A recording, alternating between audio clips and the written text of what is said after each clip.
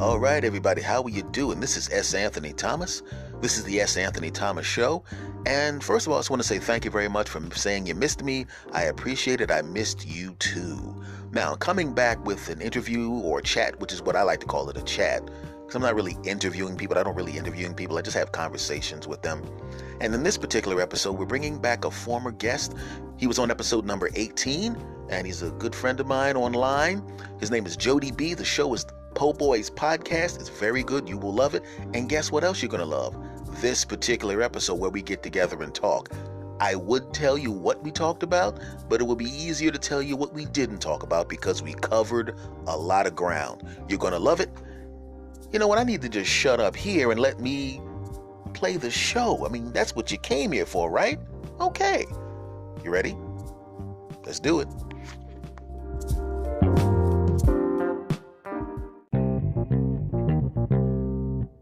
There we go. How are you? Not bad, good sir. Not bad, good sir. For those of you listening, this is Jodie B from the Po Boys Podcast. He was here, as you know. You probably recognize the voice. He was here for episode number 18. And he's back for episode 55. It's a pretty good average, right? Almost a year. I think that was a couple of years ago now, or almost two. Yeah. Yeah. Well, the thing is, on this show, I kind of fell into the seasons type of flow, but I'm not going to do that. In other words, you got lazy. But I still do the other one. All I'm hearing is a bunch of excuses right now, man. I don't know what to say. Okay, folks. So this has been episode 55 of. Hey, who am I calling lazy? I'm up to a solid, steady every couple weeks, maybe updating or uploading shows. So I'm fucking with you, man. Don't worry about it. Oh, please. I've been on Twitter for 11 years, so nothing bothers me. Unless you send a bomb to my house, I'm good. Man, so how's it been going, man? I mean, a lot has changed in the world since the last time we talked, brother. Oh, a whole lot of stuff. There's been a whole ass pandemic, riots, Australia caught on fire and they put it out. Like, man. See, that shows you how crazy things have gotten in that time period, because I literally had forgotten that Australia, the entire continent, was on fire. The whole thing, like, it's just all on fire, and then nobody cared anymore. That's the weird thing. People don't understand how quickly people stop caring about things, Yeah. Like you see on Twitter, like when I first got on Twitter, I said something, someone misconstrued something I said, and I got this avalanche of attack. And then I said, listen, here's the tweet I sent. Go read it. If you're still mad, continue to scream. If you're not mad, I'll be waiting for your apologies. Right. They all went to look at the tweet, and then they just shut up and did no apologies. They just stopped talking. That's no fun. I like them to apologize. Yeah. I'll bug them about it. Hey, remember that shit you said? Fuck you. Tell me you're sorry. I was tempted, but it's like I can't answer back. That's the bad thing is like with the trolls on Twitter. If you answer one of them, it's like hitting an on switch. Yeah, I do it for fun sometimes. I did it yesterday. Like I'm a natural shit stirrer, man. I love it. Yeah, I get a kick out of watching you tick people off because because people get so angry on Twitter. I mean, even what we're doing now, like these podcasts, what happens is I don't know. Have you gotten an angry email? No, not one. Not one. Hate mail has been sent to me. Now I don't really publish the email address for my show, I guess. Oh yeah. It's really weird because no one has gotten mad at me, but it's like they will get mad at other people. The difference is people actually listen to your show, I guess. Hey, don't jinx me, man. Don't jinx me, man.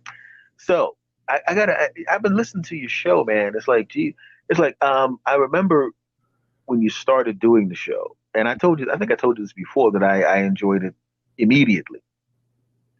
And I was listening to I skip around because I like to listen to old ones, the new ones, and old ones, and new ones. Yeah. And it got way better. And I always thought it was good from the beginning. I mean, like way, way better. Oh man, thank you so much. I try. I have tried to teach myself how to polish the turd, I guess, if you will. Try to give my best effort, at what I like to do. So if you enjoy it, I'm happy. Thank you, sir. And no problem. And it's like when I enjoy something, I always thought that if somebody does something well and you are a consumer of it, you tell them. You know what I mean? You don't want anything from the person. It's like, I just want to let you know this, and it's weird how people sitting there waiting for the ask. You want to borrow $5, don't you? Yeah, we all know this is about you. I don't have any money, man. Just we move on. So what else you got? I can't have that check, man. So I'm not getting the $5.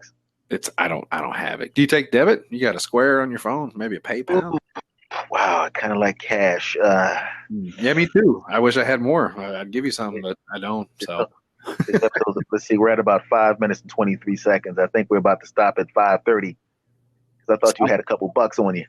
Yeah, no, not me. I love doing that. That's my new line. Like I've been fortunate to have a couple of the older cats and just random people that I work with or people that I've interacted with through my job just pop in on me the last few weeks where they just show up outside my driver's side window. They come up and knock on the thing and they're like, "Hey man," and I just roll the window down and I'm like, "I don't have any money. Leave me the fuck alone." Get some go. It's so good. You got to be even careful because you got to be even careful to get it physically close to anybody, And I don't necessarily like people. There's people that feel that don't know you that for some reason. I just noticed now how many people try to hug me. Now that it can kill you, possibly according to what everybody's saying. More people are trying to hug you since the pandemic. It was. I'm sitting there going, what the hell is? What is? But the thing, I didn't notice it because I realized like people were like if I talk to somebody for like 4 minutes in person, yeah, man or woman, they try to hug me. Can I ask you a question?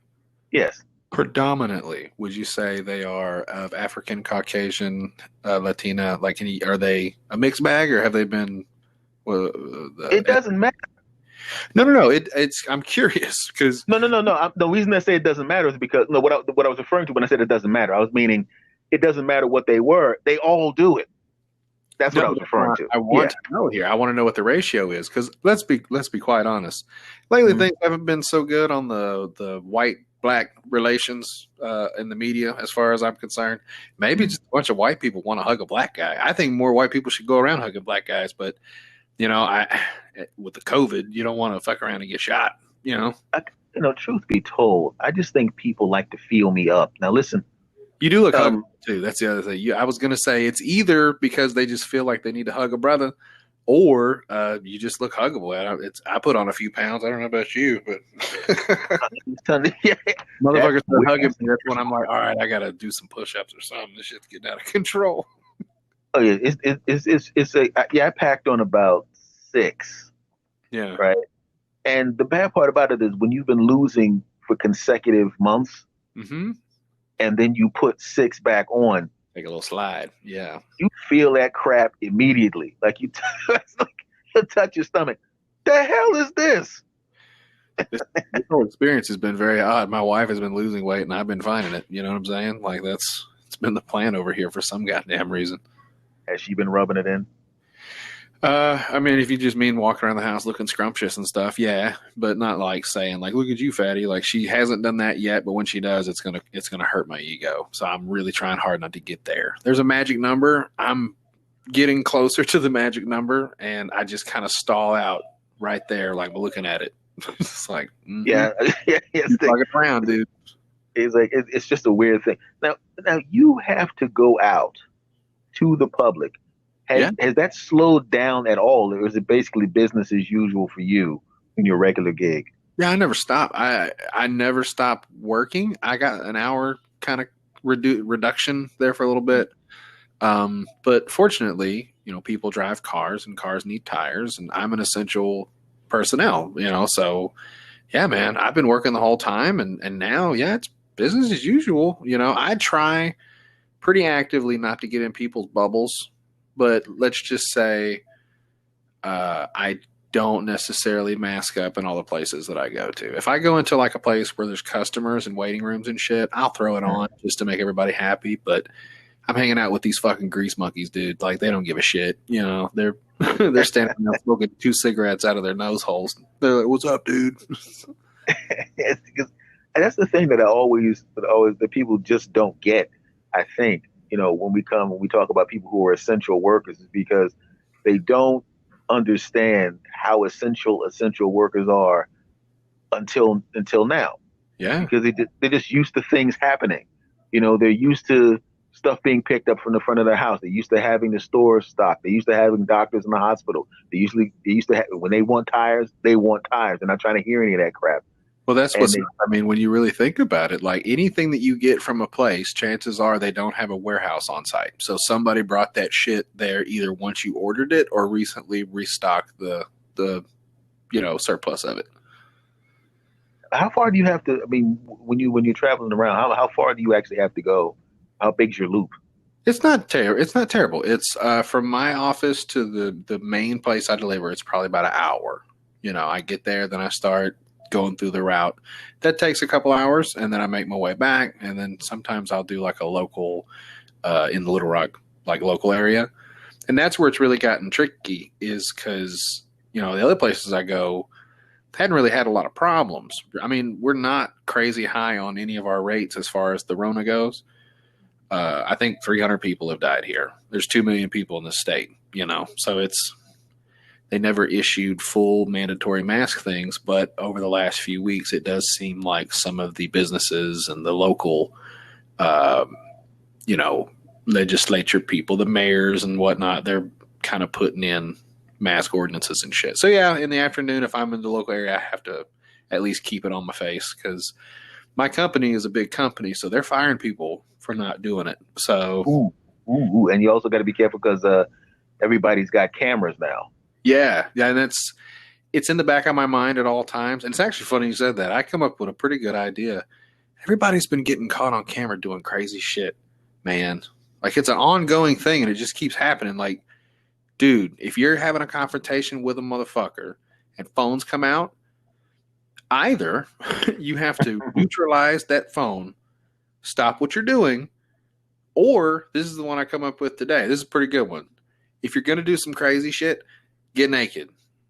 Get all the way ass naked, because if it goes to court, they're going to have to give you at least a partial insanity plea because for some reason you got naked in the middle of a conflict and started screaming. My other thought was, if you're ass naked, I mean, I don't think they're going to be able to show the video on most news sources, which is part of the reason why these motherfuckers have been getting just roasted. There's nothing else going on except COVID and Donald Trump and Black Lives Matter. You know what I'm saying? So if you're in a parking lot yelling at somebody, oh, baby, you're going to make the nighttime news and it's going to be on repeat. They're going to talk about you a lot. So yeah, butt naked and then talk your shit. And then hopefully you'll just be on Twitter and maybe Facebook. Well, the bad part about it, my friend, is now there's going to be a lot of people that hear this. You can't do it. I'm not going to. I act a fool, on Twitter. That's my spot. I'll pick a fight with anybody there, but I mind my fucking P's and Q's. I am not trying to start any shit with nobody or fucking have some bitch swing a dog at me. Did you see that shit the other day? Lady swung a motherfucking like a pug at somebody in a fight. Caught on camera. The bitch started swinging her dog on a leash collar around in a circle. Asshole. Swinging her dog. Yeah. Now, this isn't the black dude and the white chick in the park with the dog where she like half strangled her fucking Cocker Spaniel. No. Mm-hmm. I think this was like a big, like fat trailer park lady and some other bitch were having a conflict. And the big bitch, I think, had the pug on like a leash, collar. And I think the little one hit her. So she like saw red and just started swinging for the fences. And in the process, the fucking dog got snatched up and also swung a couple times, Oh God! I hope it didn't look like that nunchuck scene from a Bruce Lee's Enter the Dragon. No, it wasn't that at all. It looked like somebody trying to strangle a fucking dog with a leash. It was nuts, man. Like, people are losing it slowly but surely, man. I always wonder. It's really weird to me because we all know what has been happening to everybody that has been caught on video. Is essentially you're showing everybody at your job you're nuts or that you don't make good decisions, and Yeah. then what happens is you wind up losing your job. And the thing is, keep in mind, a lot of these people that are getting filmed, a lot of them are initiating the conflict. Yeah. So it's not like if somebody comes up and slaps the crap out of you and then you go nuts and pop them, that's one thing. But if you're just sitting there and I'm like, hey, Jody, you ain't and your mother is the mother, and he's pour some water on you, mother, and your wife, it's like, and then I just start filming after you start attacking me. Yeah, and I get up and hit you with a fucking brick, and then the nighttime news is crazy white supremacist beats a black man to death with a brick, and it's like, he pissed on my face. Like, what do you want me to do? Where's the video, bro? Right here. Oh, news cycle down, done. That's just one of the weirdest things because I didn't understand exactly, because I'm hoping that it doesn't get where you are the way it's gotten in the area where I am, because New Jersey, New York, good Lord. Yeah, I saw, earlier on the thing, it said they issued a mandatory outside mask mandate for New Jersey. Yeah, it's like, I mean, it's really weird because it's I'm in line at the bank, and when you go to the bank, first of all, you can't walk in the bank. No, you got to stand outside in line with a bunch of idiots, 6 feet apart. Yes, the tellers got masks on, guards got masks on, you've got masks on. It's just a weird thing because your brain even after all this time, there's something in my brain going, I know that 95, 98% of the people I'm looking at have masks on, and it still doesn't register. It's like, what the hell is going on? But the thing is, the spikes are so high. And I mean, like my three uncles passed away a few years ago. My last uncle passed away 6 months ago. The two uncles that I was helping him take care of, he passed away back to back a couple of years back. Like a year apart from each other. Yeah. And I was just sitting there thinking, I'm going, and I was taking them to the doctor's appointments and the chemo and all that kind of stuff. If this had happened when they were alive, I couldn't get anywhere near them. No, and it probably would have got them. You know what I'm saying? And then you'd have an emotional connection to this shit. Yeah, because I mean, the two because the one that I was helping out, I took him to get his when I sit back and I think about it, I realize how sick those three guys were and how much I was around them and taking them from point A to point B and all this kind of stuff. One cancer, the other one lung cancer, the other one had a whole bunch of other issues that I could list, but it would take 9 months to list. The other one had a kidney transplant. So I'm going, I couldn't. The funny thing about it was I was driving him to the hospital when they told him that he had a kidney. He's going, hey man, take me to this hospital. I said, I think we should probably call the hospital to make sure we go to the right hospital, because this is not the kind of thing where you want to make a mistake. Yeah. Find a parking spot. It's fine. How long would it be? He calls the hospital. He goes, you're right. I was telling you to go to the wrong hospital. We get to the hospital and he gets the kidney. I'm sitting there going, if I had listened to you, who needs the damn kidney, not only would you not have gotten the kidney, but nobody else would have gotten the kidney, because I don't think anybody else was around with that same blood type or whatever. So I said that would have just been some dude who got hit by a bus or something. I don't know what happened to the poor man. His kidney would have been in the trash can somewhere. You out here wasting time. You got a kidney over here just waiting. Just on ice for you fuck. Now we got to drive. You wasted a kidney. Damn it. You kidney wasting bastard. Can we talk about something else? You almost touched on it there for a second, but I want to crank it back. How fucking crazy is it that you can be in a bank right now with a mask on? Now I think I'm saying that as a grimy white ex-con, or not con, ex-felon, whatever the fuck, like a person who is very much familiar with the dark side of the arts, yeah. going, this is not supposed to happen. Like, surely nobody's supposed to wear a mask in this fucking bank, and you're standing there just like a Western. Everybody got a mask on. Fucking the security guy got a mask on. The fucking manager's, loan officer, everybody's just chilling. You're like, hey guys. It's weird. It's weird because if you go to the corner stores in the city, Yeah. They always had a sign on: if you have a mask on, you can't come in, and we'll consider it trespassing.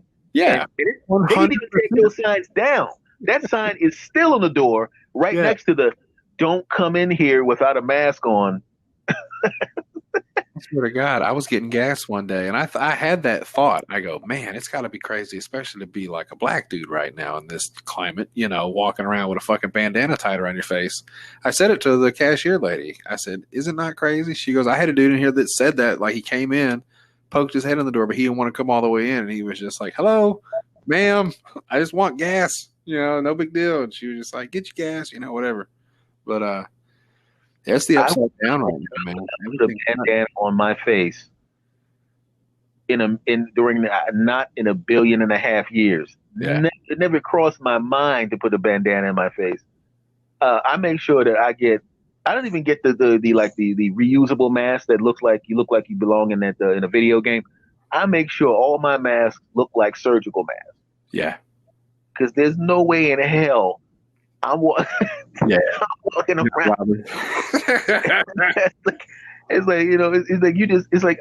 I got enough problems. You know what I'm saying? I don't need to add more problems to the damn situation, because it's just really weird, because it's like you're living in a really bad 80s cable movie where every place you go, the cash registers got plastic and glass around them. Yes. I went to see my sister works in the hospital that my doctor goes in. So I go in, she sees me. We have to, and she's in Philly. So we literally, I said, okay, I can't hug you, unfortunately. We had to keep in mind, we're two grown ass people. So I said, hey, okay, we're going to have to do a social distance hug. Yeah. So there's two grown ass people pretending to hug nothing. Yeah, doing the butt out, but you're still not hugging nothing. Just like, and we're like 7 feet apart, and people are looking like, "What the hell?" I said, "That's my sister, man." I'm used to hugging my sister, but I can't. It's fucking hilarious, man.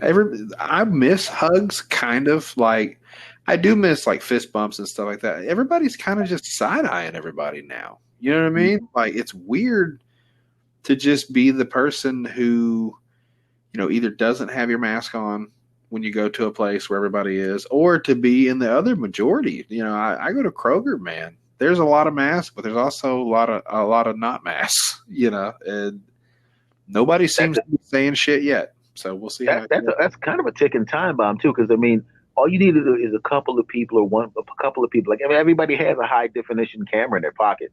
Yep. And all you need is one person to go, "Hey, buddy. You don't have a mask on, bro." I don't know, man. This is open carry state. We don't do shit like that around here. That's hilarious. Because I remember the first time I went to Texas, and I get out the car, I go into a diner. Everybody's sweet. It was just really just sweet people. You know what I mean? Yeah. No weirdness. And I walk in, and I'm telling you, I walk into the place. Everybody is sitting there with holsters on. The waitress had a holster. I walk in, I go, I guess I'm safe in here. Ain't nobody gonna come and rob this place. Nah, buddy, you're all right in here. Yeah. Ain't nobody gonna try nothing here. Then the whole place laughs. I'm like, all right then. Now tell us some jokes, funny man. It was just the fun. I'd never seen anything. I've seen guns, but I just never seen. Like, the waitress got a gun, and the people sitting down got a gun. The guy behind the counter, the guy cooking had a gun in that little window, where you put the food through. Right, he had a shotgun on the shoulder with a bandolier. What the fuck? And because I'd never seen that many guns in one place. I just thought it was hilarious because when I went back outside, because when I walked in, I didn't notice that everybody had F-150s or something similar to an F-150 or like a Yeah, absolutely. cab, and I'm going, God damn, has anybody got cars in this place? He goes, not for work, buddy. Right. My wife drives the car, but it's 4-wheel drive. Yeah, damn right. And I never, and it was just really kind of cool. Maybe I was sitting there going, I understand the practicality of having a truck because I was looking at it. And I'm going, if you really think about it, if that's your family car, if your family car has a 6-foot bed on the back of it, yeah, and a tonneau cover, if that's the family car, you don't give a damn about like if I go someplace with somebody and I'm taking a girl to some place that's kind of vacation or something. I'm taking some family members. I got a Camry. So I have to think, what do I take? What can I take? Yeah. They got pretty good trunk space, but if it's 4 people going, you got to really be conservative. Or if you got a lady who packs everything. Yeah. I got one chick equals 3 people. Yes. I was like, God. I mean, and the thing is, and this is what I learned, take your stuff to the trunk first. Put your stuff, you don't have to put it in the trunk, but at least put it behind the trunk. Because as she comes out, she's going to come out with the first wave of her stuff. And then she's going, oh, that's right. He exists. Yeah. Oh, yeah. Fuckface is coming. I guess I'll stuff this shit in here. I need something to keep my shit off the fucking nasty bottom of this trunk. Oh, God. Yeah, I still got leaves. I still got leaves in the trunk from autumn. The oil stain and the fucking funnel stuff shit down here. I'm just going to put his bag on top of that. It's fine. Yeah, put it in there. It's like I'm the only one that drives. I mean, no one else is. Usually, there's no one else in the car, and so I just leave. Anything I don't feel like dragging in a house, that crap stays right in the trunk. Yeah, I got cans of salmon in the trunk. Oh, man, you don't need that. Who do you need that to? That's Anthony Thomas. I was like, I'll eat it with some rice at some point, but I was like, I don't feel like picking it up. It's not that hot out there. I'll get it later. Yeah, we're on 2 different wavelengths because it's 95 here with like 90% relative humidity. It is unpleasant, and the idea of leaving a can, I could probably leave a can of soda in my trunk, it would explode. Like if I'm being honest, with the windows up, yeah. Oh, here's the thing. Yeah, if it gets super hot, everything like that comes out. Because I made the mistake one time. This is the part I went shopping today, and I don't know if you go to the same supermarket all the time. Yeah, I got a home base. I don't like Walmart, man. I try to avoid it. Oh, you mean for food or just in general? In general, but also that's the other option is their grocery store neighborhood market thing. That's my other option. I try to go to Kroger for the most part. Do you have a teller that you go to all the time? No, I like to do the self-check shit. That's what I just go there, scan all my shit, and I get the hell up out of there. You shop for you, your wife, and little man, and you go to the self-check? I mean, do you do the major shopping yourself or? Okay, no, this is a fun thing. Since all the COVID happened and a little bit before, I've now subscribed to like they send you meals through the mail shit, like where you get all the stuff and then you cook it and make it yourself. Oh, but is that OK Fresh? So we've tried the expensive ones. There's like Blue Apron and HelloFresh, and there are a couple other ones I think, but they're a little expensive for what they are. And there's like offshoots of those companies. Like I think they get like the leftover shit, whatever there's a lot of. And so then they make like a new round of meals. And yeah, this one's like $50. It's like $50 a week. It's 4 meals for 2 people. So that's what, 8 meals for $50 technically? Yeah. That ain't bad, right? So yeah. And during all the fucking COVID madness, like I got to where I would go to the store and get some shit, but I always could count on 4 days worth of groceries coming, one day during the week. So that's nice. It's really weird because I see commercials for these products all the time, and in the back of my mind, I remember I was watching this documentary on Hugh Hefner. Yeah. Okay, and he had a personal chef in his house. And that'd be sweet. or a group of, or probably a bunch of chefs actually. So whenever 24/7, from what I understand, if he wanted something, obviously he could get it. But at the point, it got to the point where he had specific things that were his favorites, so he could literally call down and give them a number. Yeah. And they knew he wanted this, this, this, and this. That I want it this way. Yeah, and so I mean, so that's really because I remember seeing these meals and they come, and I'm going, I'm one of those people that likes like when you watch it late at night, when you watch TV late at night, you see those set it and forget it. Yeah, man. I didn't have cable at all as a kid. I know all them shits, all of them. Did you ever see? I'm gonna side rep. Go on. Okay. Right. No, it's not even that. I'm just saying, yeah, infomercials. I love them. There was one I remember as a kid with the fat chef with the mustache, Chef Tony, and it was like basically a hot pocket bag, and you could just put shit in it and then put it in the microwave. And he'd be like, "You want to make a fucking steak in the microwave? Check this shit out, pow!" And then he would make bacon. And anyway, yeah, I remember all those crazy infomercials. So you like those? Like you just collect that shit, or you think about it and never pull the trigger? I've pulled the trigger a couple of times. The one with the hot air that cooks the food. Oh, hot air fryer is great. I got one of those things too. It's way easier on my kitchen, man. Hell yeah. Oh my God. It's like, I said to somebody else, I said, when I get a bigger kitchen and I get out of this place, I'm going to have a whole counter of that crap. Yeah. Right.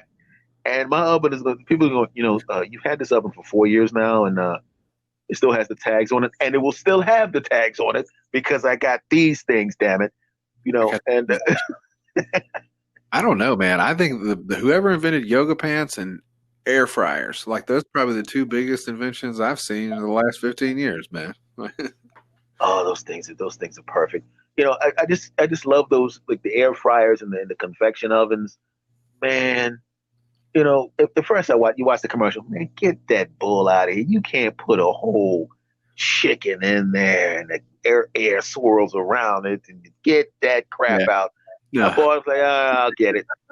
Guess what? They weren't lying. Son of a bitch. And now it's a Ninja. Now you can get the Ninja machine and it slices it, Dysons.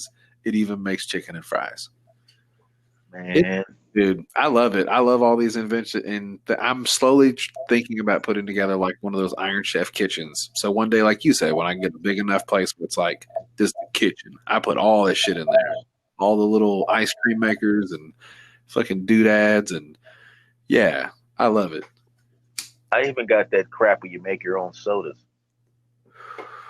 I had one. I think I got one of those laying in the graveyard somewhere in there. That really kind of took off. It was like fidget spinners, man. Like it came on the scene and then it just fucking left. Yeah, because I'm sitting there going, I can actually just, I could walk to my corner store in 7 minutes and come back with several flavors, and not have that little canister that can blow up in my face. It's fun, but I think the problem is if you drink soda, there's a flavor that's associated with it. And the problem is they can't nail the flavor without getting their ball suit off. So any flavor you get of any kind of soda is going to be a little off when it comes to like a soda stream. If they would let Coca-Cola sell their syrup, I don't know who would make more money, but I don't think Coca-Cola is trying to compete with that shit because they don't want you making that shit at the house. Yeah, Coca-Cola. Yeah, I mean, it's like if you actually created something and just stumbled across something that came close to tasting like Coca-Cola, your house would probably blow up. Yeah, they would. Like, but that's what, dude. When I first had it, I tried the colas. I tried the root beers are okay, but like, I'm a Coke guy. I love Coca-Cola, the classic, and I will drink other colas, and I've had a bunch, and it's a flavor you can't really touch. And I think it would be cool if you could do like old school soda fountain style, where say you get the big bottle like that, you get like a little shot of it, like a little espresso shot, how they sell those, of Coca-Cola syrup. You pour that shit into a cup, and then you make your little fucking water, and you pour that shit in the cup on top of that, and you stir it up just like back in the day. That'd be cool as shit. Man, it's really weird because it's just weird. You feel like like you're 1,000 when you start referencing stuff like that. I feel like The a young- total hipster right now. Like this is probably something that definitely happened in some city that I'm unaware of, and just a bunch of dipshits making sodas the old-fashioned way. Oh, if you live, I went to a couple of places that were outside of the city. Like I'll go back to when I lived when I was Philly. If you go outside of, in between Philadelphia and Pittsburgh, that's why Philadelphia, like Pennsylvania and Ohio, are the bellwether states because their makeup is very, very similar to the makeup of the actual country. Yeah. Most of the people on the coast, and people in the middle of the state with a lot of space, right? If you go outside, if you go between Philadelphia and Pittsburgh, you will see people. I mean, I'm sitting there going, I was literally, it was like I popped into an episode of Happy Days. I was like, what the, and it was like, and once again, it was really weird. I didn't feel uncomfortable because sometimes, you know what I'm saying? I'll go someplace and you can see people like, what's he doing here? Yeah, that's one of those ones where you get hit with a fire hose when you walk in the door. That's not. I was like, what the fuck? No, fuck. Why are there dogs in this damn restaurant? What's with the dogs? Yeah. I just want a cheeseburger. You got to go around back. What the fuck? No, that's where the delivery window is, dude. Settle the fuck down. Right. That's why you won't let me use the bathroom, you bastards. We don't have one. All right, I'm leaving. Fuck this game. No, literally, we don't have one. The toilet's outside, man. Sorry. I've seen places where I've gone in, and it was a place where I was doing some shows, and I'm telling you, sold out shows, all shows packed, nobody black in the audience, no black people on the staff. And I had worked this club 1.5 million times, so I mean, the people that the owner, the booker, the people in the back, the waitresses, the whole staff loved me. I loved them. We were really cool. Yeah. But it was just, so I didn't pay attention to that. They were like family to me. But the audience, they look at me like, it wasn't like, who's this guy? Get him out. It was almost like a curiosity. Oh, there's a black dude here. Huh. Yeah. He's on the show. Yeah, he's not carrying a gun or smoking marijuana. What's going on? Oh, cool. So I'm going on stage. I'm going, first one you've seen in a while, huh? So that was the game over, And it was just so weird. I'm sitting there going, this is the same state that I was raised in, but it was Philadelphia, and I go places. And if you're in a city that if it's in tourist season, then they'll see more black people there. When it's not tourist season, you almost see none, except for when I come to town. Yeah. So I go to the restaurant, and they're kind of looking at me like, huh. That's when you go by Steven. Reservation for Stephen Thomas. Right this way. Yeah. Walking in. This is a restaurant, but you said one of those it was like a standalone restaurant, but it was kind of like an Applebee's type place, but it wasn't Applebee's. I walk in and she's very super duper over the top nice to everyone in line. Hey, welcome to Shooky Boogie Shack. Hey, okay, this is incredible. Hey, you guys are the caterers. I get up to the counter. Hi. Whoa. Please. Thank you. Like just and then the guy, but here's the thing: the people making the food in the back were black dudes and Latino dudes. So I walk over to the thing to get my food, and they see me, and they're like, "Oh, hey, oh, yeah. Hey man, what's going on, man? Hey, whoa. And but here's the thing: because I was doing shows there the whole week, 3 or so days later, they kept the people kept seeing me, and the waitresses kept seeing me, and the lady who took the orders kept seeing me. So now she's used to me 3 days in. So I come back and, hey, everybody, I pull up. Hey, what's going on? I'm like, oh, okay. So I guess there's just a 3-day delay in acknowledging, that maybe that you should treat me like everybody else. It's like a hand. You got to get the 3-day waiting period, man. Yeah, to me, that crap is like, it's like I'm 51. I'm gonna be 52. Now this was a few years ago, but after you get to a certain age, it's like it's like you know what's coming. You know it's coming at some point. These things will happen. Like if I get up at 8, say I walk out the house at 8 and I come back at 8. These little things will happen maybe 20 times a day. Every day. And you can either let it bother you, or you could just go, I got stuff to do. I ain't got time to worry about you being an idiot. You know what I'm saying? No, I don't know what you're saying, to be honest with you. I was talking to Delvin about stuff like this not too long ago. It's something I try to think about a lot now. I find myself trying to reflect and realize that it must be hard being a black dude in America these days. It's probably been harder before. Like right now,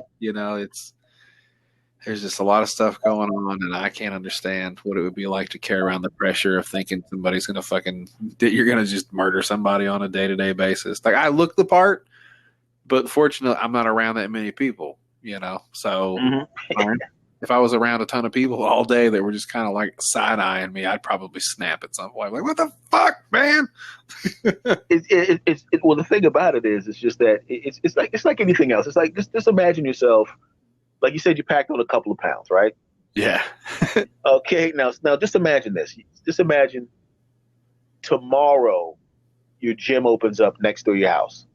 Yep. You can go. You have a 1-year membership, and you go and you start lifting weights again. Now, the first day you're gonna be like, "Oh my god," you know what I mean? Your arm is hurt.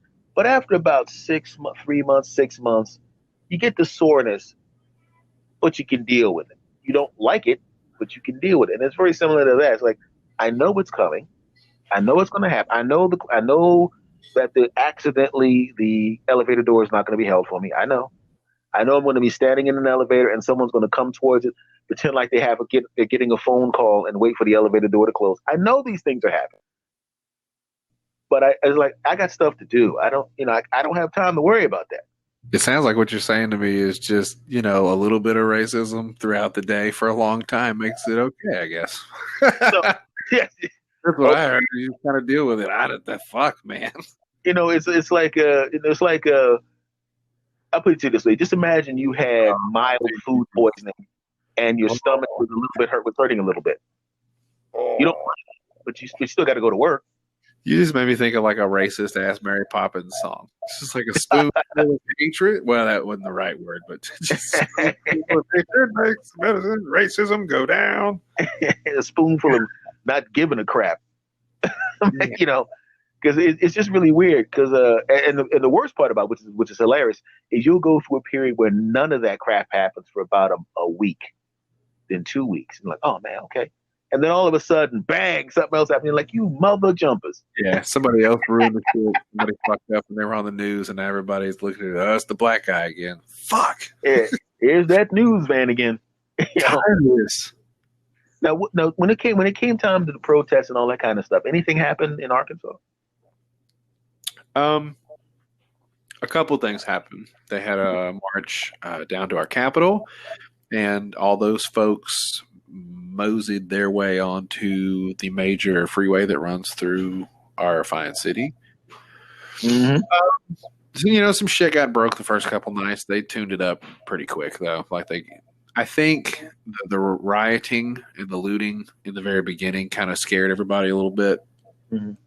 The reality of the situation is people were very upset, and I get it, man. I'm not going to say now, Monday morning quarterback, what should have been done or what shouldn't have been done, but I get it. Broke some shit, invaded the freeway, and our mayor got pretty upset about that. Not so much that it was, not exercising their thing, but just, Children's Hospital is on the same street as our Capitol. Like, it's literally the same exit, and they were pretty upset about that. They were like, look, guys, I understand you're mad. You can't be blocking up this part of the freeway. There's a Children's Hospital here, and the University of Arkansas, UAMS, like the big one, is another exit up the street. It's like, you can't. So they knocked that off. I don't know. We had a couple really interesting places where they had marches. There's 2 cities here. One is Cabot. I've been there a bunch. It's always been kind of a running understanding that they don't like a black people. And the only black people they really had were usually on their sports teams. You know what I mean? Like the ones that I guess they were cool with were usually the running backs or the fucking basketball team or whatever. And I'm not being racist, I'm being honest. I get it. Yeah. Well, you can understand when I heard this, I was a little surprised because we made like trending news on Twitter. It was like, yeah, Cabot and Harrison, which is a whole nother conversation. We'll get into that one in a second. But Cabot had a Black Lives Matter march. People, walked down the thing, and there wasn't a lot of black folks there. I'm going to be honest with you, but it was cool that they let them do it and didn't have any real issues. And then I started watching, the local stuff and talking to friends, and it was like, oh no, there were rednecks at like the gas stations and stuff, talking shit as they were walking by with their Confederate flags and their Trump hats and all that shit too. So that little one video of the people doing it in the yard, yeah, that was happening here too. It's just nobody really got it on camera.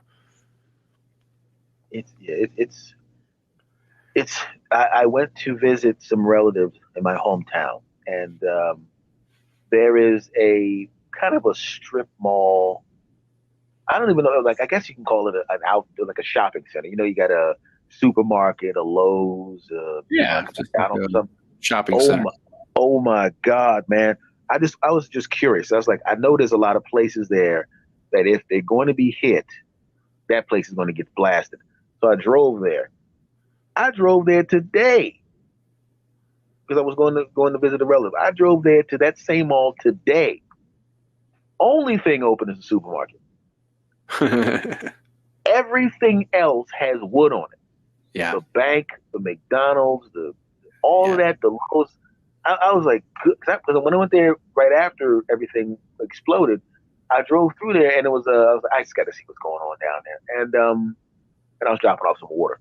And I go, okay, let me see what's going on. And it was like, I'd never seen, it was the Guard was there, the National Guard was there. Yeah. And I was looking at it was apparently, obviously that location had been just decimated, but also, as it turns out, it was a staging area. So now I'm seeing dudes. I go to the supermarket to get one of those. You get those little.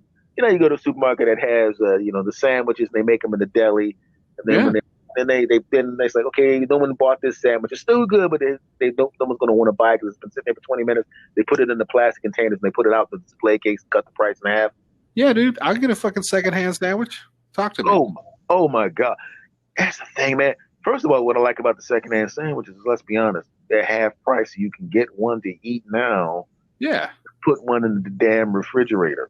If it sucks, so what? You pay half price for it. It's a sandwich. Like, it's meat and bread. Shut the fuck up and eat it. It's like pizza. It's like, it's meat, it's cheese, it's sauce. You can put meat, cheese, and sauce on a dead cat, and most people will eat it.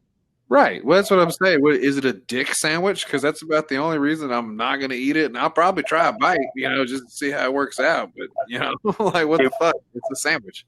You know what I'm saying? It's, I get that. And it's weird because inside the supermarket, there's a bunch of dudes, the guard guys are there. I'm sitting there talking to dudes. Hey, man, it's just two dudes talking. Yeah, man. UFC, man. I said, yeah, you know what I want to see? I want to see. And we're talking about the UFC, and I'm sitting there going, I'm talking to two dudes with like AK-47 strapped on their chest. Machine guns, ballistic flak jackets, prosecution made. I said, this is like the weirdest thing. I didn't take a picture.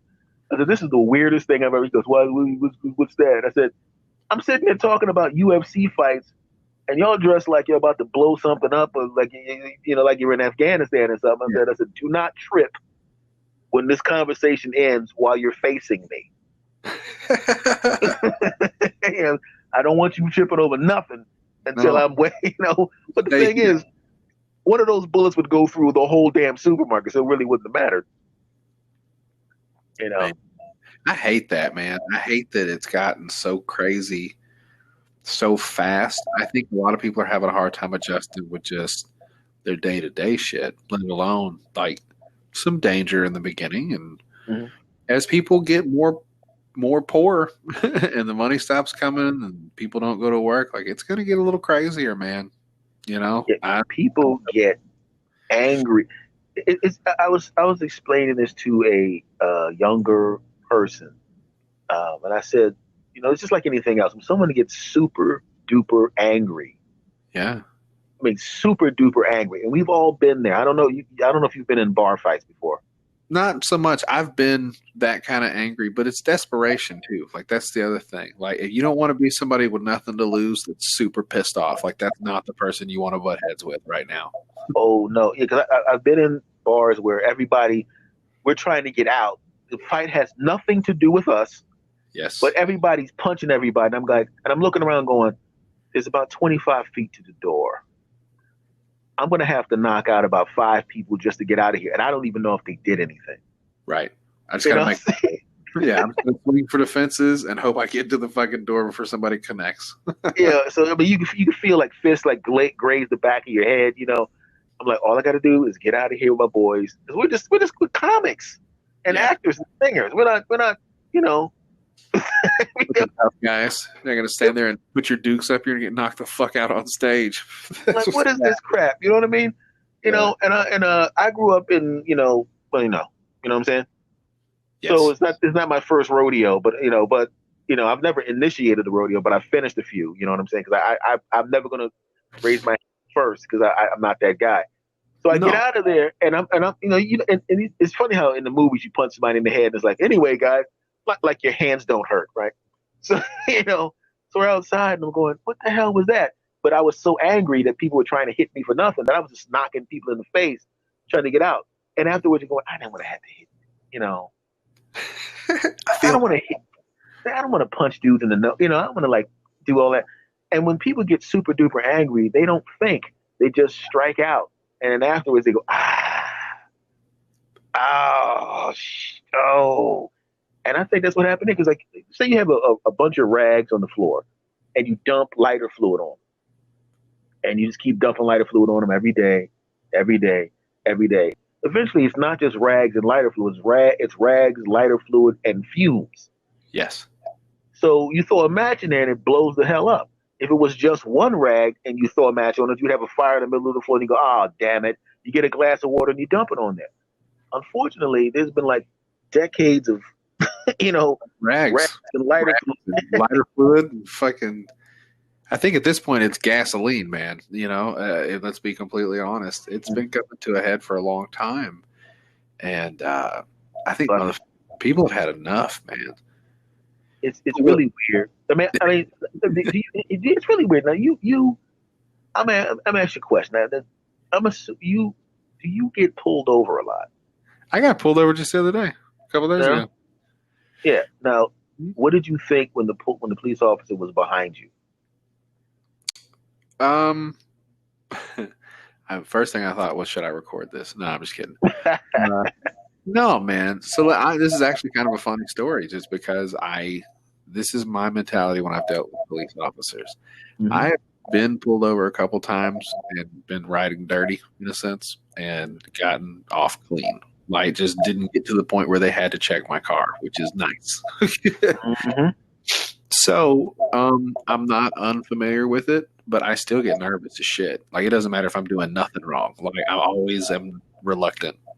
Knees get a little tight and start moving. You get that adrenaline dump, because it's like, I don't know what's going to happen.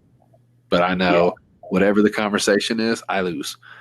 Because that's the thing that people, that's the thing that people don't understand is like, it was what that feels like. Because you see people get out. I've seen people, when they get pulled up, you mother suckers, how dare you? Yeah. Don't you know it? Nope. I can't do that crap. Nope. You know what I mean? Of the times I've been pulled over, and this is the honest to goodness truth, I've only actually done the thing I got pulled over for one time. And how many times do you think it is versus that one time? 150.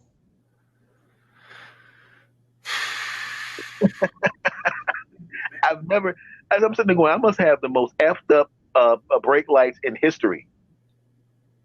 Because they seem to break all the time. When it was in my 20s, I had my first brand new car. I'm sitting there going, how are my taillights broken?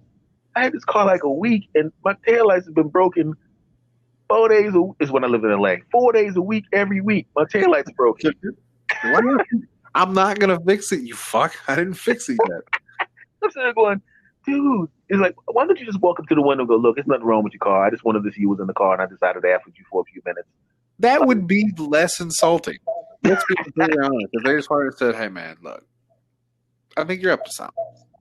It's like, okay. Well, what now? You know, like I can prepare myself for that with dumb questioning and responses because I know you're onto some shit. But when you pull me over for fucking my license plate, I got into a goddamn conversation the other day with a cop about this. He said the light over your license plate, which I think is a bogus. I've been pulled over for that many times. Mm-hmm. And not just me, like family members, shit like that. It's a go-to. It's a reason to take a look in the car. We got a police officer to admit it. That shit. Friends on the force. Yeah, it's annoying. Like, look, why do you need to be able to see my fucking license plate? And he said, well, if you're getting pulled over or I got you on a thing, you know, side of thing, it helps that I can be able to see your license plate. I said, motherfucker, if you're behind me, you have headlights and spotlights. I said, you're not going to be able to see my license plate.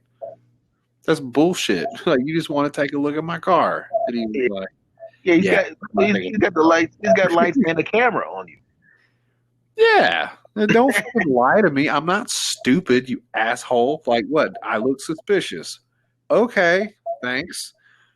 Anything else, officer? And we can move on with our fucking day. But this whole, like, and especially with, you know, after my charge, I had to get that shit sealed because a couple times I got pulled over. It was accusatory, inquisitive. What are you doing here? Where you been? You know, Can I take a look around the car? I didn't do a lot of traveling with stuff after that just because I knew better. Oh, jeez.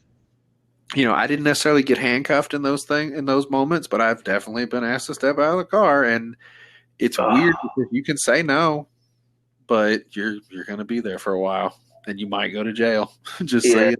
It's really weird because it's one of those things where you know I literally crawled out of the bed with my girlfriend, took a shower, got dressed. It's like 4 o'clock in the morning, and I'm catching the bus. That's really how long ago this was. You know what I mean? And they rolled up on me with guns out. I'm literally, I can still see my apartment. I'm sitting there going, really? Yeah. It's like I'm within feet of my house. And another thing, can we check your bag? And I'm going, and you can say no if you want to, but remember, at this how long ago it was, there were no video cameras around. Yeah. There were no cell phones like they are now. You know, there was no real internet at that point, you know? So it's like, at this particular time, you gotta figure out, you know, if these guys just want to shoot you in the face, they can. At this point, yeah, you're dead to rights, bro. You know, so I said, yeah, you can check my bag. And I said, I'm a salesperson. I'm going to my thing. And they're going, and I could see that one of them kind of was looking at me. He had this look on his face like, hey, what the hell is this? And as I'm talking to him, I can see him his body language kind of melt down to like, oh, he ain't going to do shit.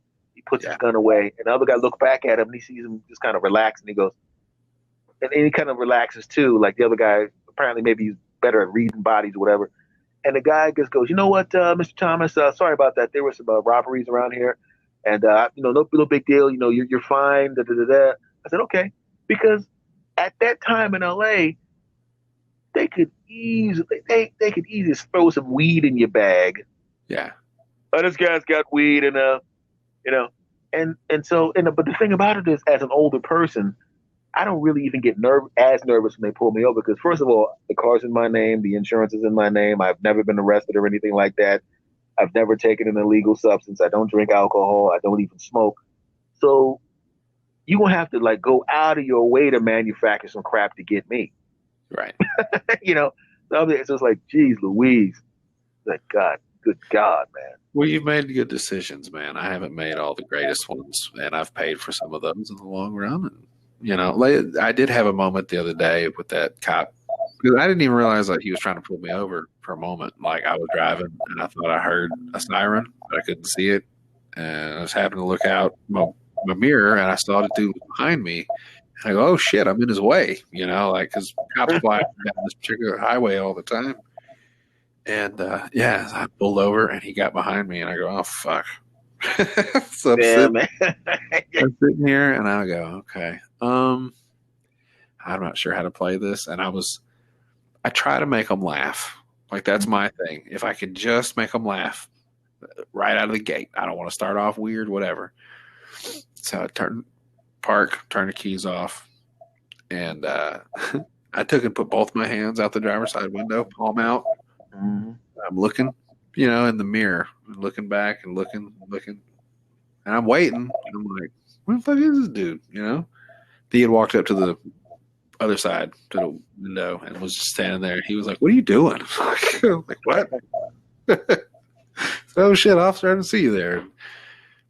He said something. It was some shit like you got to have the company posted on the vehicle, and it didn't have it. So we just had a conversation, but it was a little fucked because he was like, "Yeah, I see you here all the time," and in my mind, I'm going, "Dickhead, I work here. Like, what's your fucking problem?" But yeah, dude. So during that thing, we did the standard little DOT thing where it's this, that, check your lights, all that. A local cop pulled up behind him and eventually got out to back him up. So now there's two of them. And I'm sitting there, cool. And a county sheriff pulls up in front of me, broadside, a big old pickup truck, almost blocks me. And I'm just like, I don't know what's fixing to happen now, guys. This might be out of my hands. Fuck. Mm-hmm. Got away clean, no incidents, no problems. It just, yeah, man, I get nervous, and I can only imagine what that would feel like on any other, like if my skin was a little darker, let alone being, a fine Hispanic man or a black man, just having that instant nervousness. I can't imagine it. Yeah, it's just really weird, especially the young ones, and by young ones I mean, well, I'm pushing 52, so that's damn near everybody. Young.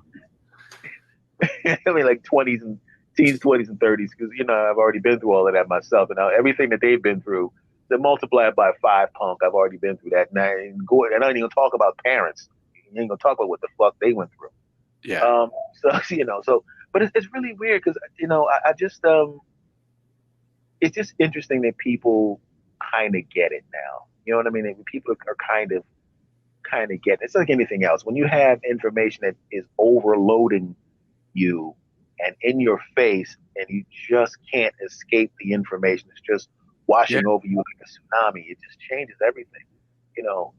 It's like I can it's like you can relate to some of the stuff, right? Like you're a married guy with a kid. Yes. I've lived with women, so I can understand some of the things you go through. But I've never had a kid. You know what I mean? Right. So you got the dad thing going, and that's why I wanted to ask you about it too. Because I saw some videos. I remember videos you sent the first time you did the show with the baby, and the little man was doing some stuff. How was he handling the whole not going anywhere thing? He's oblivious, man.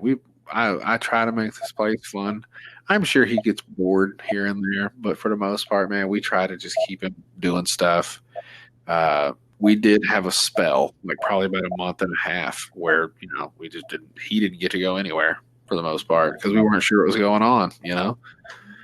Now it's whatever. If we go into a place, I'll throw a mask on him, but he doesn't really go into a lot of places right now. Just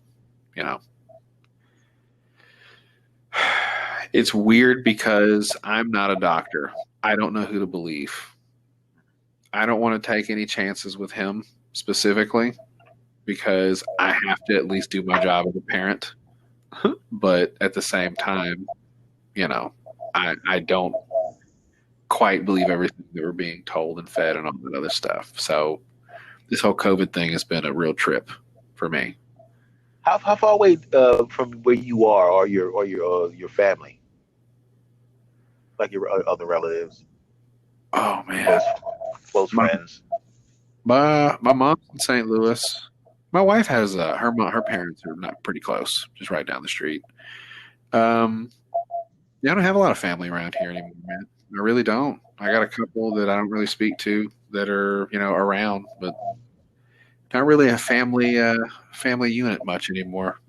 We have gotten used to kind of just doing our own thing. So that's what I say. Like, it hasn't been a huge adjustment. There's just been a few things, like going to the store certain times of the day, or maybe you don't get exactly what you want, or maybe something doesn't get here as quick as it could have, and you just kind of deal with it. That's what I tell my wife. Anytime something bad happens, I'm like, you can't even bitch about it right now because people are going to be like, bitch, it's COVID. And you're going to be like, oh, yeah.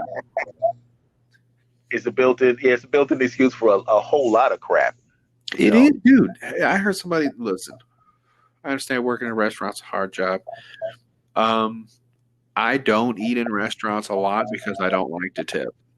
That's not to say that I won't tip. If I go somewhere, I feel like it's necessary. I don't do it, so I don't eat in restaurants. Fair? Like, yeah.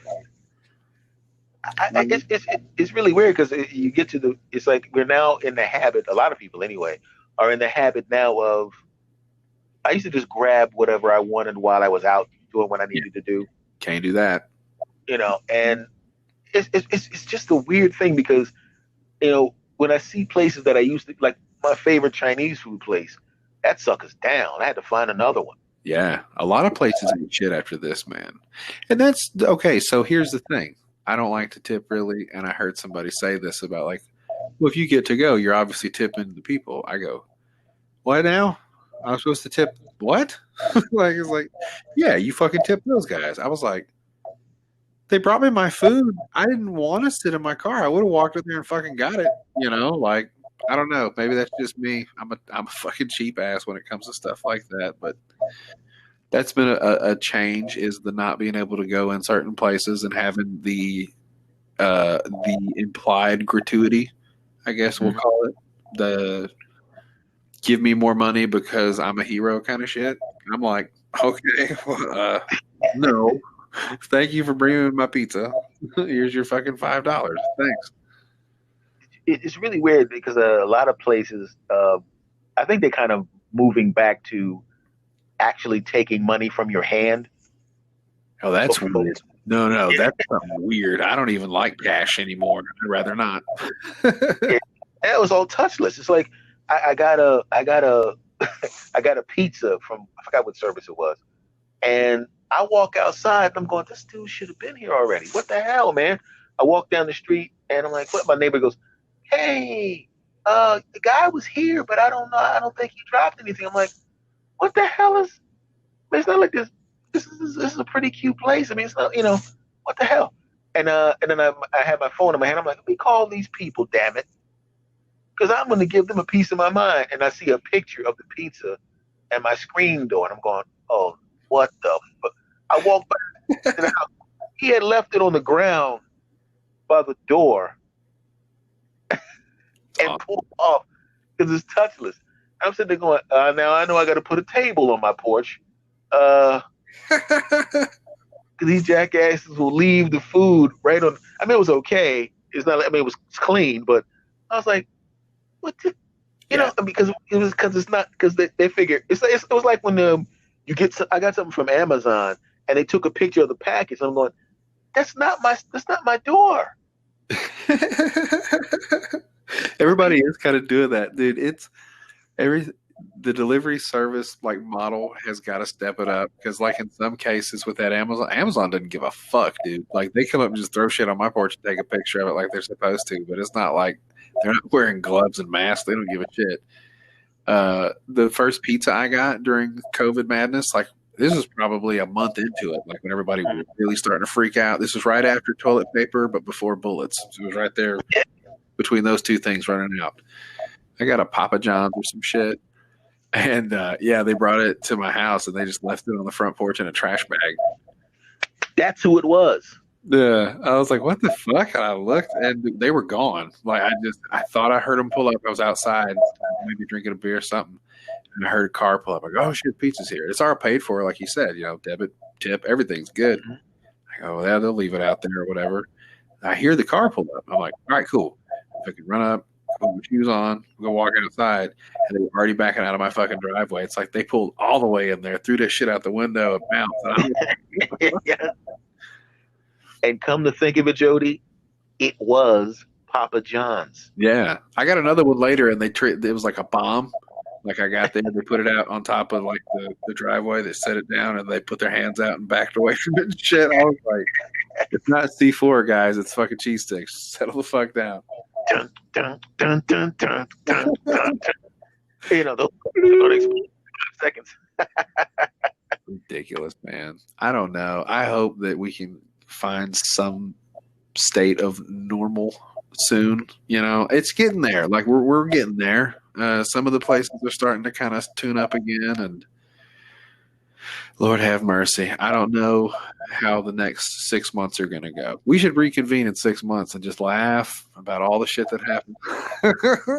Yeah, damn right. I think it'd be kind of cool to find out what exactly has changed since this one to that one, because obviously, dude, the whole world damn near blew up between. It's Anthony. It's like we're standing on a fucking just looking at the storm, just a shit storm, lightning bolts and fucking orange hair and fucking signs and oh man, we're just staring at it. It's like it's coming, man. We'll be here. Oh my god! I'm just imagining what. Because as a kid, I used to love. This will show you how much of a semi nerd I was. I used to love watching elections, especially the presidential election, because it gives you an idea what the hell's going on. Yes. And this one here is going to look like. This one here is going to look like freaking Armageddon. It's like November 2nd, 3rd, 4th, 5th, and 6th. Yeah. It's like you almost are not going to want to turn your television on. I'm voting by mail, dude. Yeah, and let's see how all that goes, right? Yeah, because where I am, it's like real easy. Hey, they might not be able to discriminate if they don't know you're fucking. Well, then again, you're going to be okay. Some of your cousins and shit aren't going to be okay. Because it's like it's good to see that dress. Fuck that! They throw it right in the trash cans. I got some relatives with some names, bro. I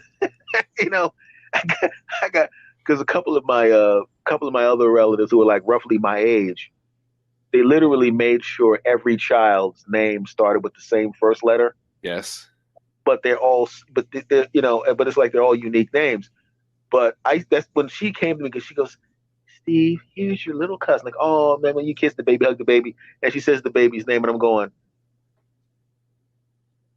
okay. What is it again? One more time. How is that spelled?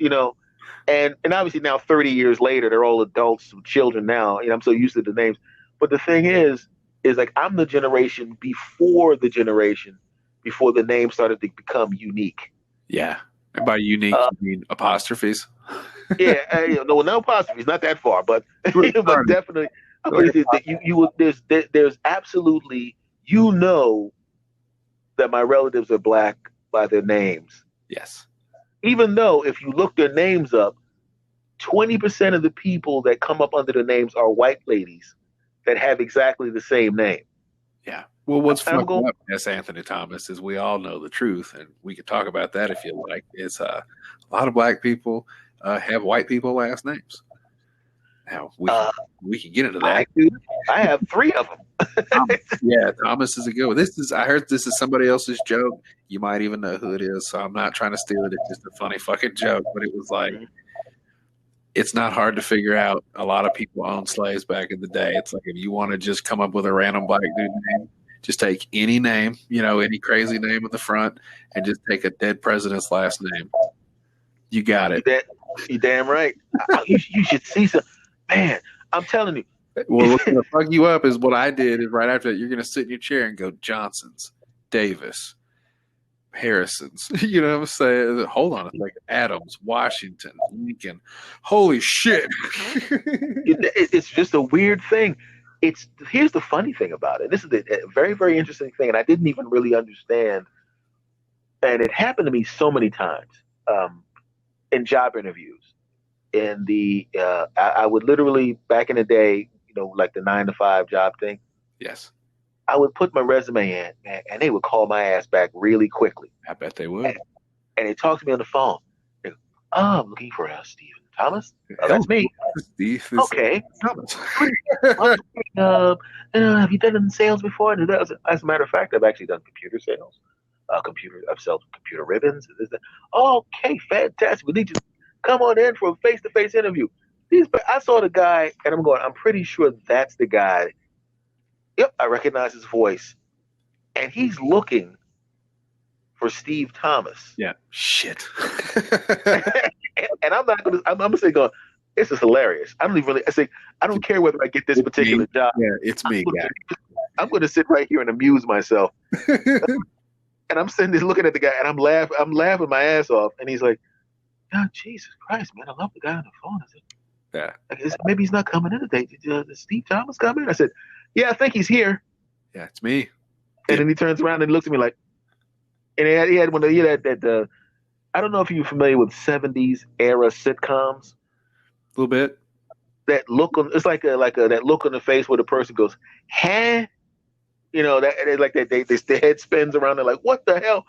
And the guy's like looking at me like, "Oh, what the you know?" And I walk into the office, and he goes, and he wanted so badly. Yeah. I could tell he wanted to go. "You didn't sound like a black guy." I was waiting for that shit, and I was like, "You better not even think about saying that bullshit." And that's what I'm looking at. I'm like, "This is gonna become my fucking building when I walk out of here. You talking shit." I was like, "You better not even think about saying that crap."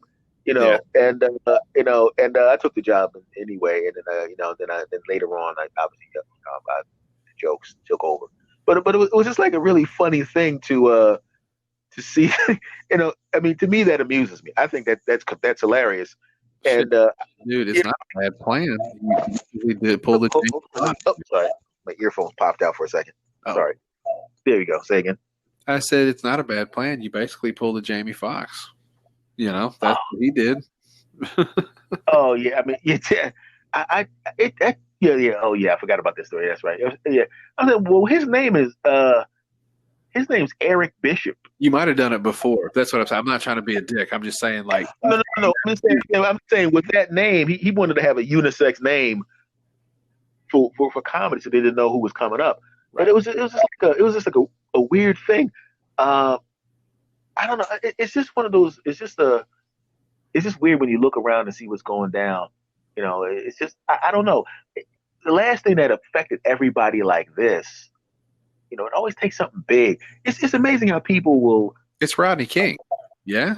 Is this not the last time that everybody was paying attention and didn't have shit going on? It was the 90s and motherfuckers were watching the shit happen with the viral video, you know? Oh my God. That was right before I moved to Los Angeles too. Yeah. I mean, we've had a couple when Michael Brown got crazy. And that was Ferguson, right? Was that? Yeah. Yeah. Like that one got pretty rowdy. They fucked some shit up. And a few of the different ones around. I think Eric Garner got a little bit of shit too, like stirred up when it happened. Yeah. Yeah, it's really just a weird thing, but you know. But the thing is, if you've seen them, you on the other side, you're looking and going, I know this is going to be a few weeks. Yeah, and it's going to pop back to normal. Yeah.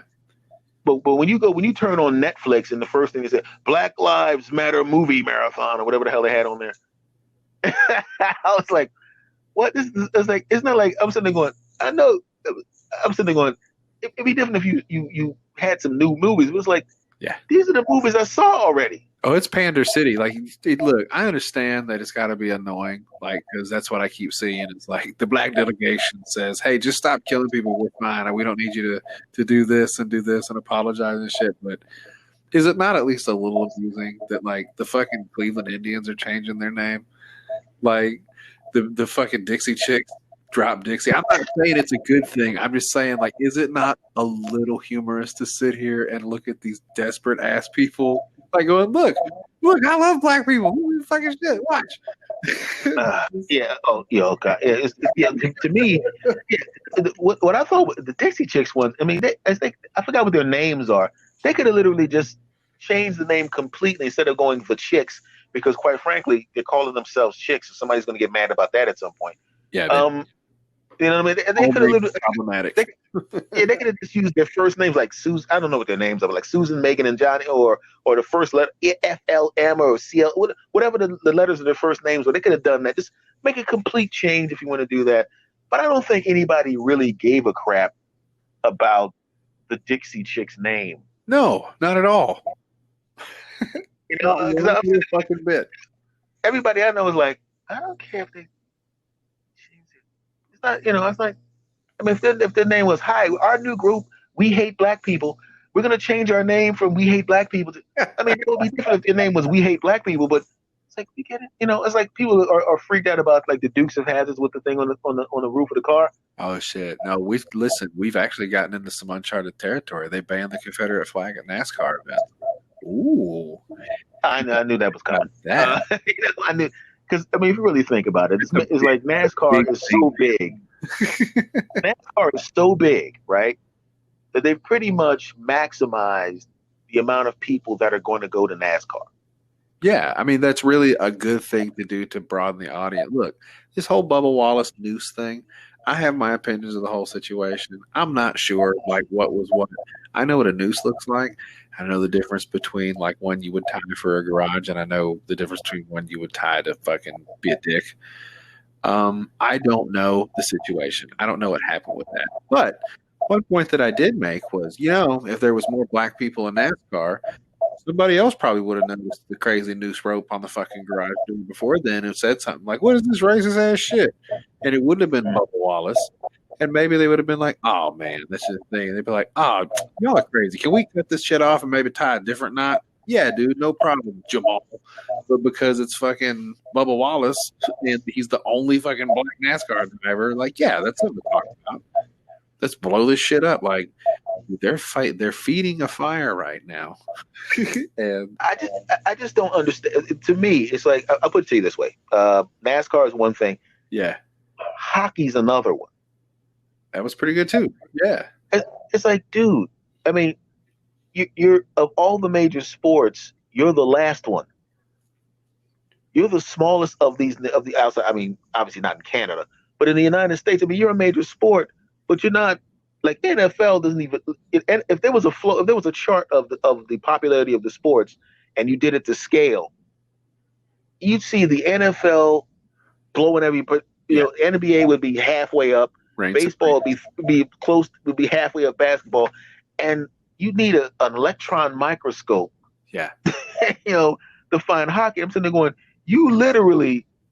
If I was hockey, I am going to do everything I can to get the blacks, Latinos, everybody that doesn't play the sport, right, watching the sport. You need that more than anybody else. I wonder why more black people don't play hockey.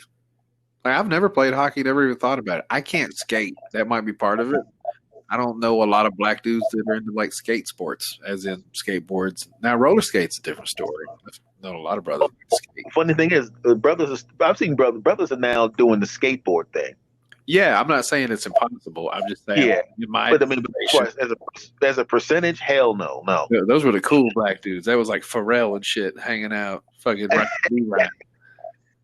But I played street hockey, and I played hockey. Like, we had street hockey in school, so I played it. But it's just ice hockey seems like too much work. It's cold, and you got to skate and fight. Like, who wants to fucking do all that at once?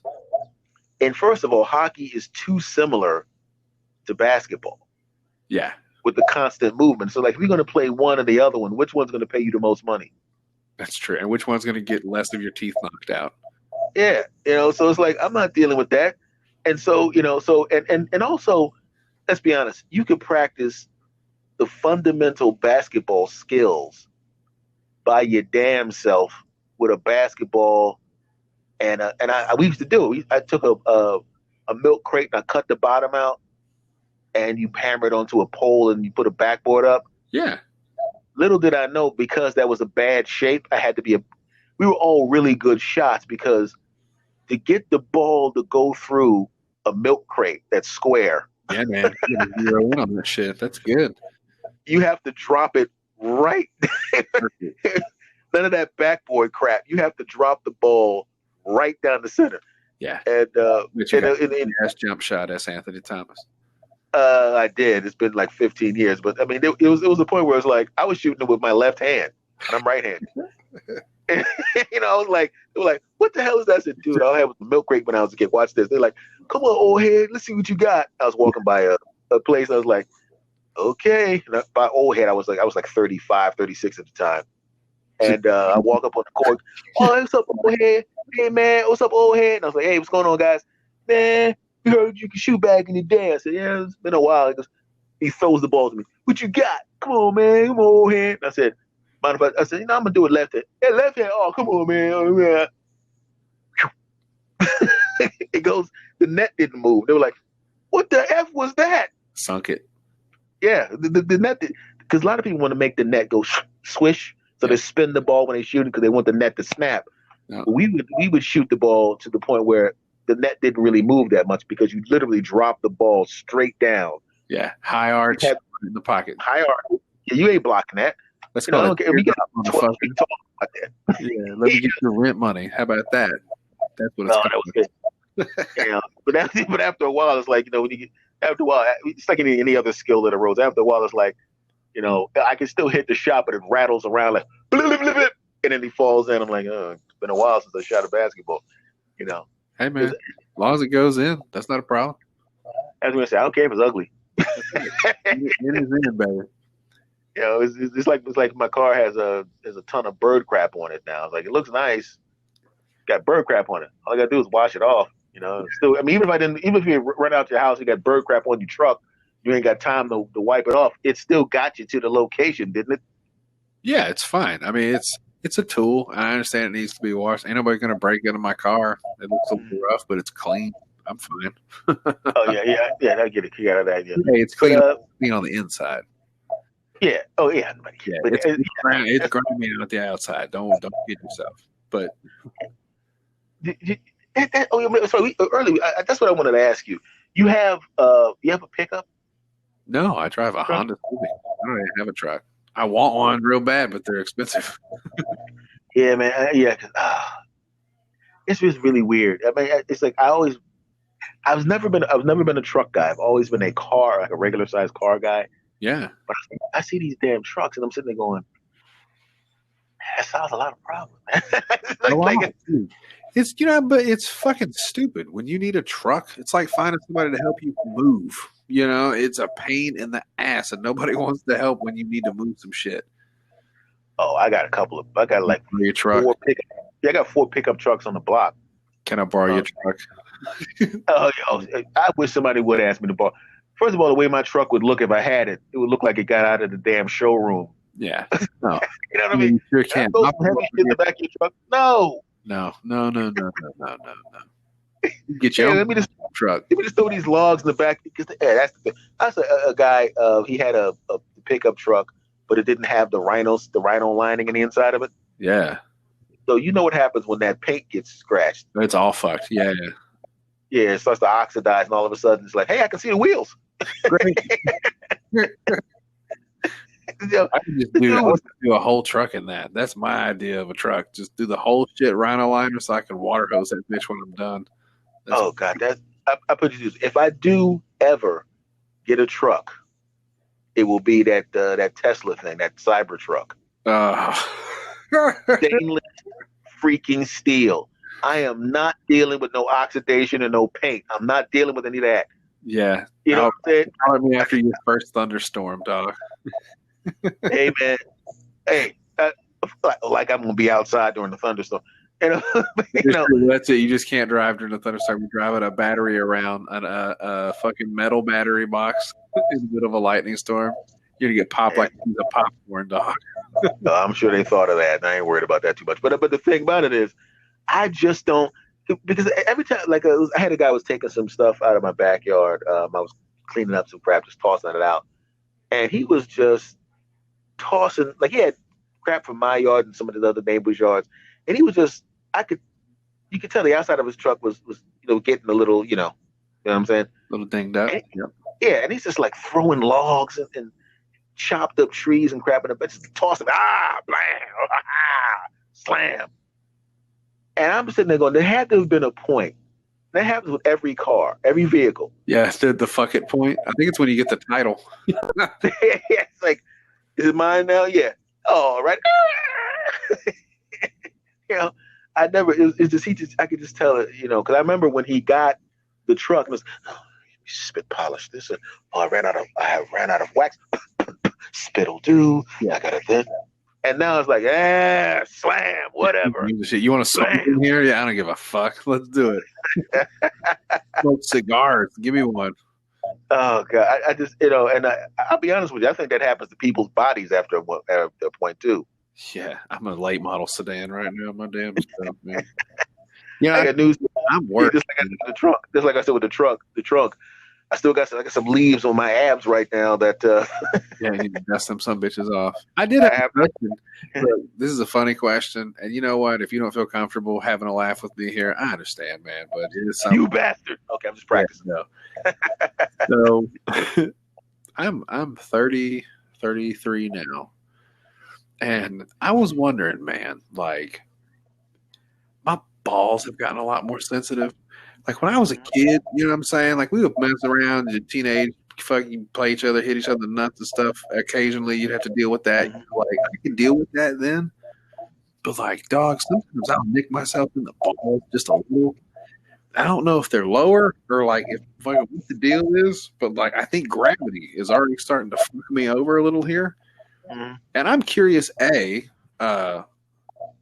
an older gentleman, a distinguished older gentleman, Mm-hmm. I would wonder, like, is that true? Like, gravity, does it catch up with you after a while? And also, side note, being a white guy, that probably, would be great because you get a little extra hang. But being a brother, I would assume, you have some other people that would have some real problems with gravity when you get up into them 60, 70-year-old fucking old wiener. Just I haven't had the ball hang problem yet, but not yet. Good. Yeah, That's great. I know it's coming. I know it's coming. I mean, I know it's coming at some point, but it's like hope not. Still there. And but the thing is, I used to go to a gym, and everybody's walking around with their junk out, right? Yeah. And I'm sitting there going, why am I doing this? I don't even know these dudes. Right? So I'm sitting there going, and I was like, they were all so comfortable walking around with their junk out that I was like, all right, fuck, Yeah. And I'm sitting down, and an old guy comes up to me, and he's standing in front of me, and I'm going, I was like, oh, Jesus Christ. And at the time, I was like, I'm 52, so I had to have been 30. No, God, I was in my 20s. I'd be like 28, 29. Yeah. And I'm looking at this guy's nuts, and I'm going, oh, sweet God. It's a bitch, right? It must be boxers. Like maybe it's those old dude boxers. Because there's one thing, they're like military issue. You know what I'm talking about, them white ones with the fucking stretchy. Yeah. Maybe you got to have support something as you get older, because I just feel like already gravity is starting to catch up with me. And I'm thinking, I don't want that to happen. But maybe that's a plus, if you got a big old wiener, like a little longer. When your balls are down by your ankles, bro. I mean, when it's like I'm sitting at I'm looking, I'm like, it's like when you see a really good, a really attractive woman with fantastic breasts, right? And they're wearing something that makes her breasts, which are already spectacular, look even better in the dress. Not in the way where she's hanging everything out, but it's you know what I'm talking about, like the way and you're trying your best. I said, I don't want to be disrespectful. I'm not looking at the breast. I'm just not. I want to look at her breast, but I don't want to be a pig. I am not a sexist man. I'm just not going to look at the breast. And she comes over, hey, what's going on? And then she's talking to you, and you're talking to her for a little while, and then you start becoming friendly, and then she becomes a little flirty. Not in the way where you think anything's going to actually happen, but you know what I'm saying. Yes. And you try not to look at I don't want to look at this guy's standing there, and he's like, he's got his leg on the thing I'm sitting on. And I was like, oh, man, come on, bro. I didn't want to get up like, your nuts are scaring me, and walk away. So I was like, God damn. I was like, dude, it's like, oh, man, I'm trying to end the conversation, and then there's another dude who's just as old. Hey, that's pretty funny, buddy. And he joins in. Yeah. I'm like, God. As I said, are each person's balls going to be lower that comes up to talk to me? And I just get this distinct feeling that, because he wasn't in the best shape anyway. He's one of those guys, one of those misshapen type of, potato the kind of buggers. Yeah. He doesn't. He comes in for he came in for like the steam room, as he said, take a couple laps in the pools. He wasn't really really working out. He just liked the community. Yeah. But I've also seen old dudes in the gym where I'm going, his balls don't look much worse than mine. And also it's like, why are these guys' balls in my face? So you just don't care at a certain point. I want to get there. I was like, what the hell? So I decided at that point, I was like, I don't want that to happen to me. Yes. And it hasn't happened yet. So that was 29. So it's been 20 something years and pretty much where they were. Is there a secret? You just got to hold them up all the time, like maybe when you're taking a dump, you just hold them in your hands or something so they don't just fucking. I wear boxer briefs all the time. That's what's up. That's the secret. Boxer briefs. Boxer briefs because it's like, first of all, I don't even know why anybody wouldn't wear boxers in the first place. Right. You know, it's like having a razor underneath your, that line of fabric. It's like right there between things. Oh yeah, that's bad. No. My fucking thigh meat rubs together now. Like it's getting to that point where like even when I go swimming, I got to wear a pair of like underwear underneath my swim trunks. Otherwise, my fat ass thighs will rub together when I'm walking around. Do not wear You don't wear boxer briefs? I do. I wear MeUndies. You ever tried MeUndies, dog? Oh, I used to hear about that on the Oprah podcast. Yes, everybody used to talk about it. That's the one product that I've bought into. I only wear MeUndies. I ended up cycling them out, and now that's all I have. That's all I wear. What was the deal with? I mean, I remember him. I remember him used to sing that wacky song on the Bill Burr podcast when they were one of his sponsors. Make it up. What? Yeah. What is the? I mean, don't they draw moisture away from you or something? They do. They're the world's most comfortable underwear. How much are they? Your first pair, you get a good deal on if you want to try them. After that, they're about $20 a pair. If you get on a monthly service thing, you can get them for like $16 a pair, and they'll send you a fresh pair every month. That's what I did. I just got a new pair every month until I cycled all the old ones out. Now I got like a dozen pair, That's actually that's not that bad. That's pretty good. Well, you can buy them all at once. It's like $200 if you bought like a 10-pack or something, So it is what it is. But yeah, man, that ain't happening. No, and it was absurd. And my wife laughed, and I go, "Let me just try it." So the monthly thing that worked out. It was cool. It was like every month you get a fresh pair of drawers with like a cool design or something on them. Dude, I've had these underwear for like 3-4 years, man. Like I just cycle them out. I don't ever wear the same ones like too close together. And I dude, they've lasted a long fucking time. And I'm sold. Yeah, especially when you get the quality crap, it lasts. That's it. This podcast is brought to you by MeUndies. Use promo code PO'Boys. I just think that is. I mean, it's really weird because it's just one of those things where you do notice things like you said you're 33. Yes. Did you just turn 33? April. Yeah, I had a COVID birthday. I didn't get to do nothing. I sat at the house. I don't even think. My wife made me a cake. She made me a pineapple upside down cake, but that's all it was. Okay, you got 2 more years. Till what? 2 more. Till see what happens is dudes are still you go from 18 to 28. Then you get to 30, and then it's like you get to the top of the mountain at 30 or 32, and then it's like from 32 to 34, you're at the top of the mountain. Yes. Then there's this really slow descent down the other side, starting at 35, unless you start taking care of yourself and stuff like. I mean, you're getting worse anyway, just because you're getting older, but you can slow that crap down really fast because I listen to these commercials. Are you over 40 and have erectile dysfunction? I'm like, I'm over 50 and don't have erectile dysfunction. How about that? Yeah, you guys fucking suck. How about that? And it's like, what kind of bullshit? They just assume. And 50% of men, once they get to a certain age, how can we put it? Their junk's like Jello. Do you have Jello junk? No. Goddamn, I do not. You gotta turn your TV off. You need a sound machine or something, dude. Oh, Baba. Because that is one of those things that has just always amazed me about it. But it's just like I said, it's just like if you're going to do anything, if you want to prevent that problem, get to the Kegels now. Yep.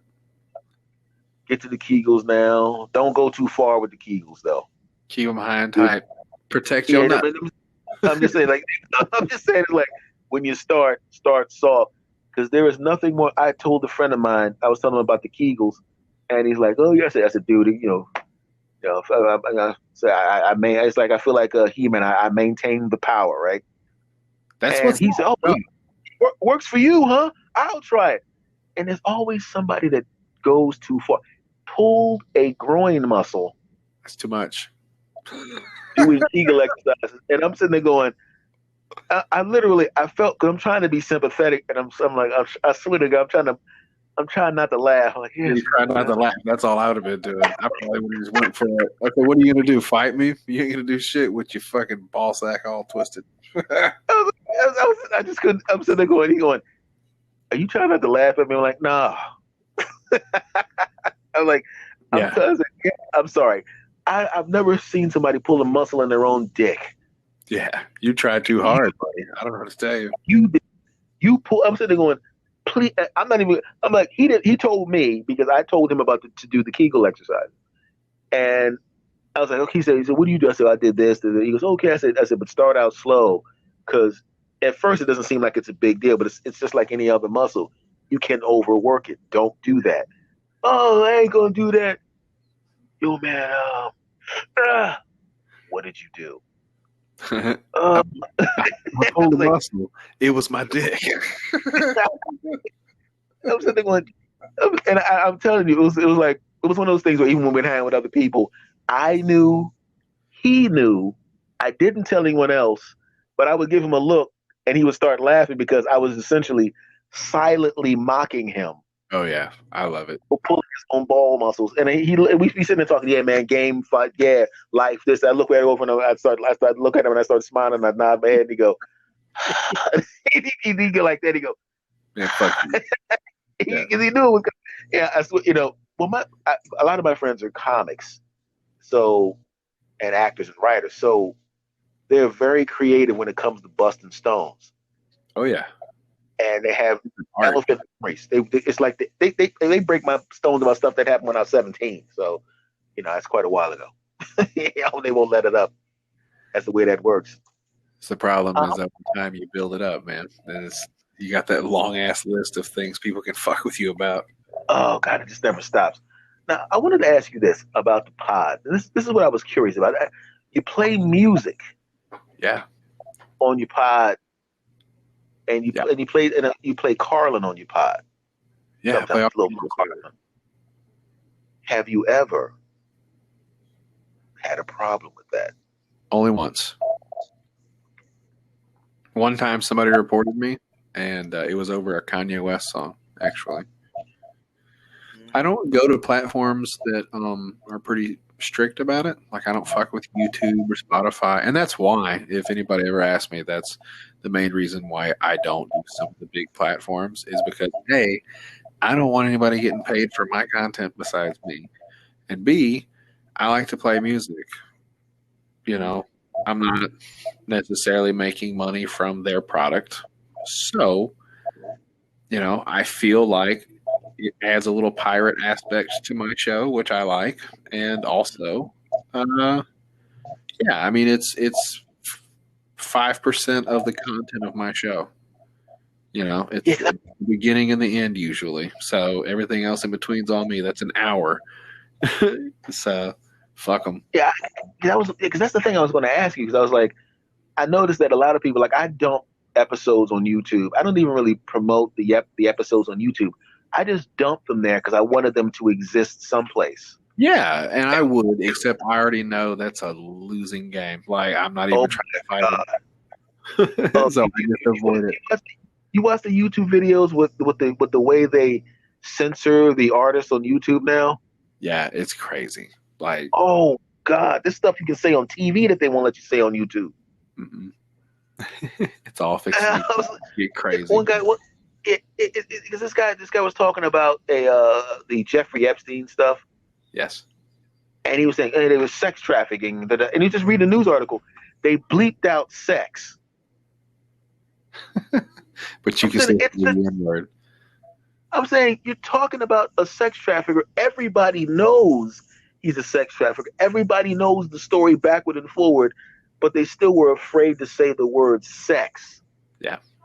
And I'm going, who wants to go, on a platform? That's what, that's why I love what we do. It's like, I can see, like, I could, like, this podcast, I normally don't curse on this podcast normally.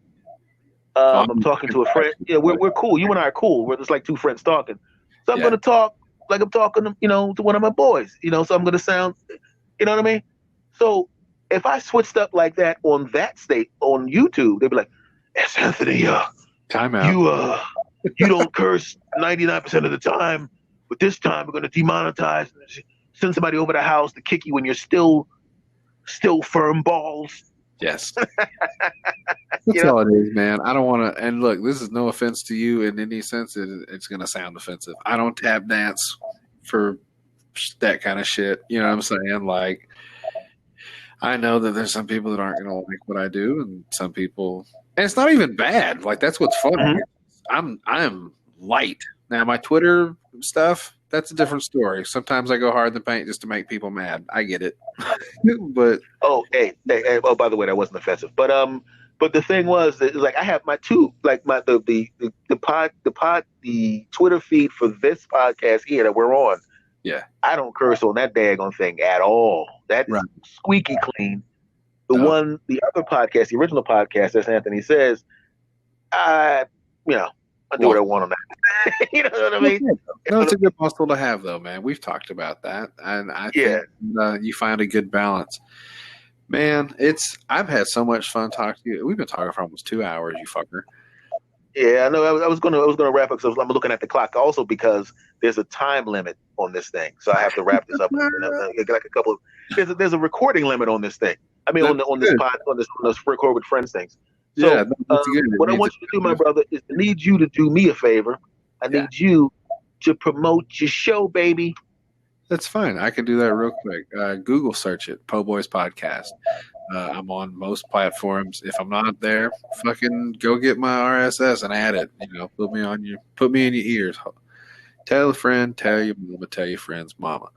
Okay, now before I let you go, I just want to say this is for me about this dude's show. I'm telling you right now, it was good from the beginning. It's got progressively better. It was already good. You will really enjoy it. It's really, really well done. This dude's the real deal. All right, you can stop. No, this guy's the real deal. And no, your Cash App money came in, so now I can say this stuff about you. I told you I was gonna, when the money arrived, I'd say good stuff about you. This guy's the best. I don't like it.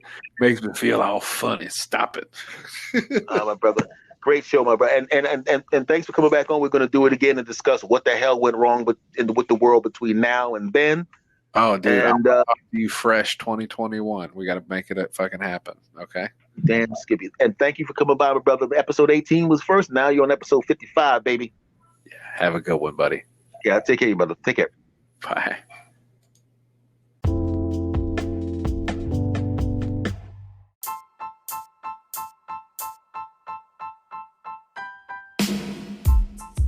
All right.